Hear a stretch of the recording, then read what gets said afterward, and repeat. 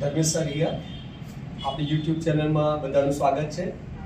Right, last પીરિયડમાં આપણે એવું શીખેલા કે જ્યારે પણ સેન્ટેન્સ બનાવવું હોય તો સૌથી પહેલાં આપણે નક્કી કરવું પડશે કે વાક્ય કયા પ્રકારનું છે. રાઈટ, તો એ થોડુંક રિવાઇઝ કરીએ કે કોઈ પણ સેન્ટેન્સ બનાવવાનું હોય તો આપણે અહીંયાથી સ્ટાર્ટ કરવાનું કે એ વાક્યમાં કોઈ ક્રિયા છે. જો ક્રિયા હોય તો એના માટે આપણે કાર્ડ એટલે કે ટેન્સીસ વાપરીશું. શું વાપરીશું? ટેન્સીસ, જે આપણે પછીના પીરિયડમાં શીખીશું. હજી વાર છે, ઘણી વાર છે. જો એમાં ક્રિયા ન હોય તો એ ક્રિયા વગરના કહેવાય. શું કહેવાય? ક્રિયા વગર. ક્રિયા વગરના બે ભાગ હોય, સામાન્ય અને માલિકી. તો કેવી રીતે ખબર પડે સામાન્ય અને માલિકી? પાસે શબ્દથી. પાસે શબ્દ હોય તો માલિકી અને પાસે શબ્દ ન હોય તો સામાન્ય. રાઈટ, હવે એકવાર ખબર પડે કે સામાન્ય છે તો એનું ઇંગ્લિશ કરવા ટુ બી ના રૂપ વાપરવાના અને પાસે શબ્દ હોય તો ટુ હેવ ના રૂપ. ટુ બી ના રૂપ ત્રણ પ્રકારના છે: વર્તમાન, ભૂત, ભવિષ્ય. એટલે ટુ હેવ ના વર્તમાન, ભૂત, ભવિષ્ય. હવે એક સિમ્પલ એક્ઝામ્પલ અહીંયા જોઈએ કે અમે વિદ્યાર્થીઓ છે. વાક્ય એવું છે કે અમે વિદ્યાર્થીઓ છે. આનું ઇંગ્લિશ કરવું છે તો સૌથી પહેલા તમારા મગજમાં આ આવવું જોઈએ અહીંયાથી કે મારે વાક્યનું ઇંગ્લિશ કરવું છે. ચેક કરું, ક્રિયાવાળું છે.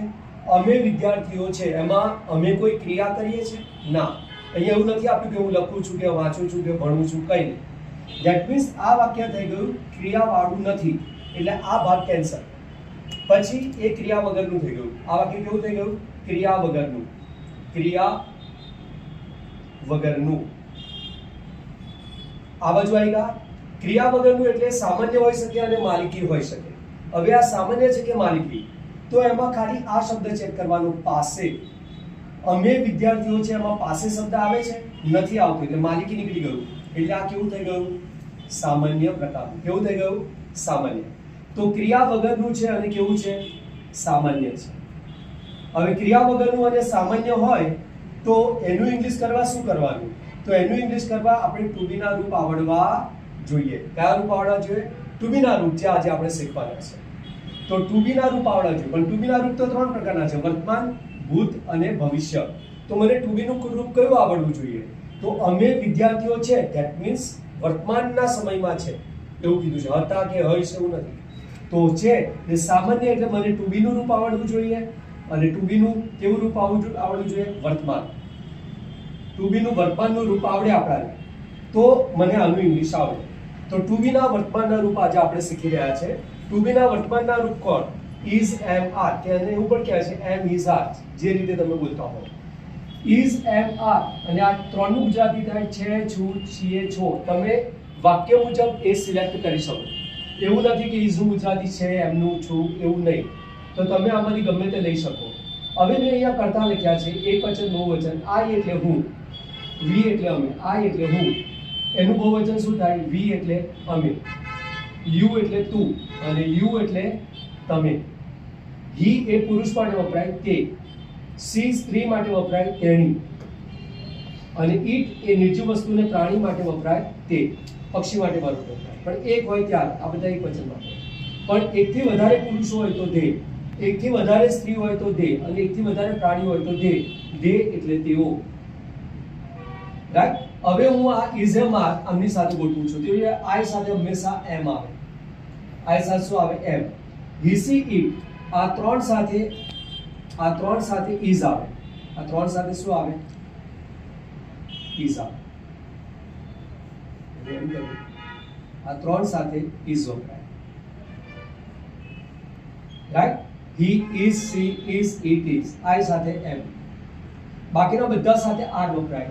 વી are, you are, you are અને ધે આર. તો યાદ રાખવાનું, આ ત્રણ જગ્યાએ આર વપરાય છે. અહીંયા એમ અને અહીંયા ઇઝ. હવે ગુજરાત કરીએ. આનું ગુજરાતી આવું થયું: હું છું, અમે છીએ, તું છે, તમે છો. આમાં ગમે તે ગુજરાતી લઈ શકીએ. હી ઇઝ એટલે તે છે. સી ઇઝ તેણી છે. ઇટ ઇઝ તે છે. અને ધે આર તેઓ છે. રાઈટ. હવે અહીંયા અમે છીએ. અમે છીએ માટે શું આપ્યું? We are. તો કે વી આર શું રહ્યું? વિદ્યાર્થીઓ, તો students. Right. We are not students, અમે વિદ્યાર્થીઓ નથી. અને આર વી સ્ટુડન્ટ્સ, પ્રશ્નાર્થ બનાવ્યું કે શું અમે વિદ્યાર્થી છે, તો કરતા પછીનો શબ્દ આગળ લઈ જાઓ, આર વી સ્ટુડન્ટ્સ ક્વેશ્ચન માર્ક, રાઈટ. તો ક્વેશ્ચન બનાવવા માટે ઇઝમ માર્કને તમારે ક્યાં લઈ જવું પડે, આગળ લઈ જવું પડે. એમાં અહીંયા બીજા વાક્ય છે કે તે વડાપ્રધાન છે, તો ફરીથી અહીંયા કોઈ ક્રિયા નથી. હું તબીબ છું, કોઈ ક્રિયા નથી. તેઓ ખેલાડીઓ છે, ક્રિયા નથી. ત્રણ વાક્યમાં ક્રિયા નથી. ક્રિયા નથી એટલે આ કેન્સલ. પછી આ બાજુ આયા ક્રિયા વગરના, તો એમાં આ બાજુથી ચેક કરો, પાસે શબ્દ છે, ત્રણમાં પાસે શબ્દ નથી એટલે આ પણ કેન્સલ. એટલે સામાન્ય થઈ ગયું. સામાન્ય શબ્દ સામાન્ય થયું એટલે મારે ટુ બી ના રૂપ વાપરવા પડે. પણ ટુ બી ના કયા રૂપ? તો કે વડાપ્રધાન છે, વર્તમાનમાં છે, એટલે આનું ઇંગ્લિશ કરવા મારે ટુ બી ના વર્તમાનના રૂપ વાપરવા પડશે. આનું ઇંગ્લિશ કરવા પણ મારે ટુ બી ના વર્તમાનના રૂપ વાપરવા પડશે. અને આનું ઇંગ્લિશ કરવા પણ મારે ટુ બી ના વર્તમાનના રૂપ વાપરવા પડશે. ઓકે, તો ટુ બી ના વર્તમાનના રૂપ મારે વાપરવાના છે, એટલે કે ઇઝ એમાં ત્રણમાં. તો તે એટલે આ કોઈ પુરુષ માટે વાત કરી છે, એટલે કે he is PM, prime minister. He is not PM. અને ઇઝ આગળ આવે, શું તે વડાપ્રધાન છે, is he PM.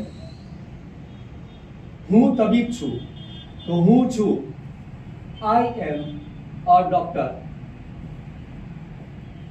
I am not a doctor.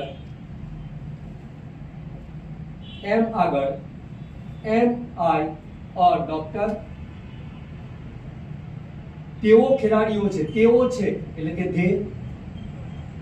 they are players અથવા sportsman. નકાર, they are not players. અને